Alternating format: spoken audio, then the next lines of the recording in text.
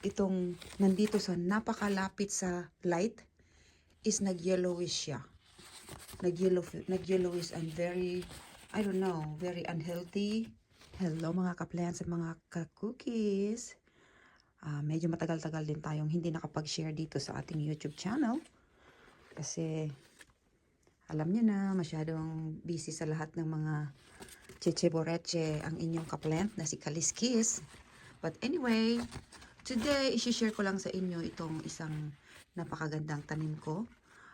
Kung natatandaan ninyo, pinutol ko po itong tanim na to. At actually, ito ay isang regrow.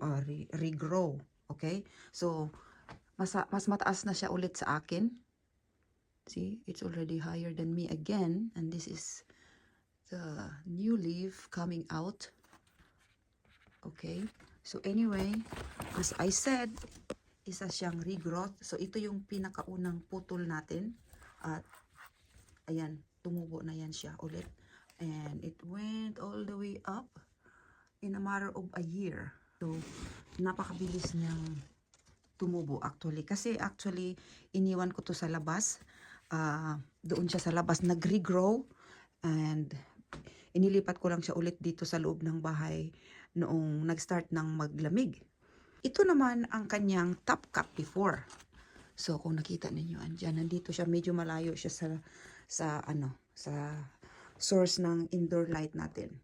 Okay. Ang isi-share ko sa inyo ngayon ay ang difference ng kanilang dahon. So kung nakikita ninyo, itong nandito sa napakalapit sa light is nag-yellowish siya. Nag-yellowish and very, I don't know, very unhealthy. Parang nagda-dry siya, but actually it's not dry. It's just too much sun, too much light. Kasi ito siya actually, it's not direct light. Kaya lang, it was my mistake na nilagay ko siya dito.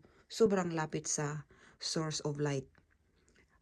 See, itong mga dahon na to na napakalapit talaga. Ito lang naman yung nag-yellowish, okay? Sobra naman yung exposure niya sa light.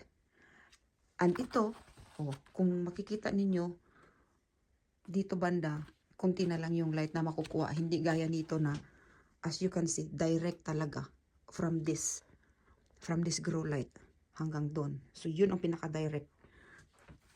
Ito naman ay hindi masyadong direct, lalo naman ito na bago pa lang. So, ang mangyayari niyan, I have to move it away from this grow light. Kasi itong grow light natin, intentionally, directly sa mga succulents natin na nandito sa loob. But, it was my mistake na nilagay ko dito. Although I know, and then I said before, temporary lang. Yung temporary ko, naging almost permanent. And I keep telling myself na I have to move it, but I keep procrastinating. That's what happened. So, kung nakita ninyo dito, itong medyo malayo they're okay. So, okay lang ang mga dahon nila. Anyhow, yan lang po ang aking isi-share sa inyo. So far, okay lang naman siya. Healthy pa rin siya. Yun nga lang, nag-yellowish lang yung dahon. So, I have to move it a little farther. So, yung iba naman dito, I don't know. Kasi mga low lights lang din itong mga nandito. So, ayoko din silang ilapit masyado sa grow light natin. Ayan. Inilipat na natin sila sa medyo mas malayo sa direct light. Kaya, magkatabi na ngayon yung mother plant at saka top cut.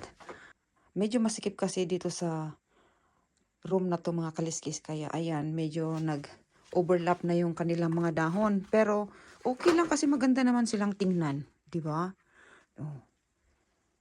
So, solve na muna for now ang aking problema.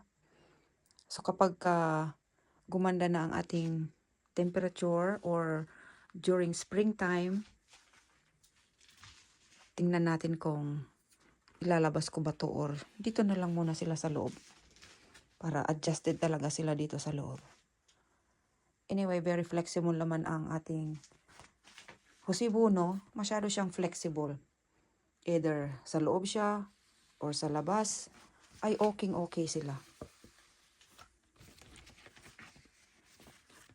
So, hopefully, magiging okay lang sila dyan. So, thank you guys. If you have some question, leave some comments.